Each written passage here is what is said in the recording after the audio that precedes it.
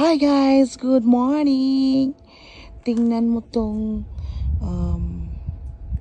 kalabasa namin. Ang laki at taba-taba ng kalabasa.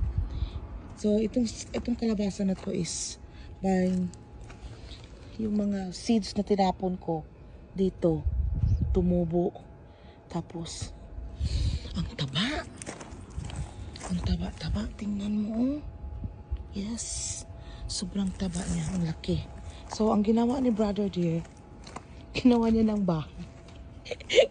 Gimuan niya kaning palapala ba na at least naalay masakaan. May masakaan lang yung kung baka taga tuhod lang siguro ni. Yan. Ano na siya oh. Atleta. Tambok kayo na siya oh. Ang buto kung saan magpasakaan ng isa. Taas na kayo siya. Ayan. Isa. Kahapon na niya gihimo ni. So at least hope na amo to makabunga ba ni siya. Wala okay balo if makabunga. Ang hirap dito sa Japan na gusto mo gardening kaso lang wala kang lupa.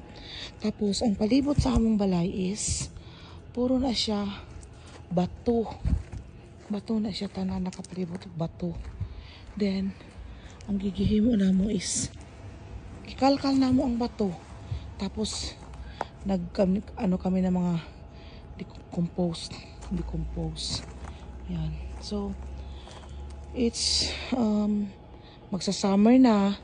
Supposed to be ngayon is may tanim na kaming gulay pero hindi kami nakapagtanim ng gulay. So may tumubo na kalabasa. Siguro yung mga seeds ng kalabasa na tinapon ko dito tumubo. So ayan. 'Di ba? Hope na mag-bear siya ng bunga. Yan. Ang laki.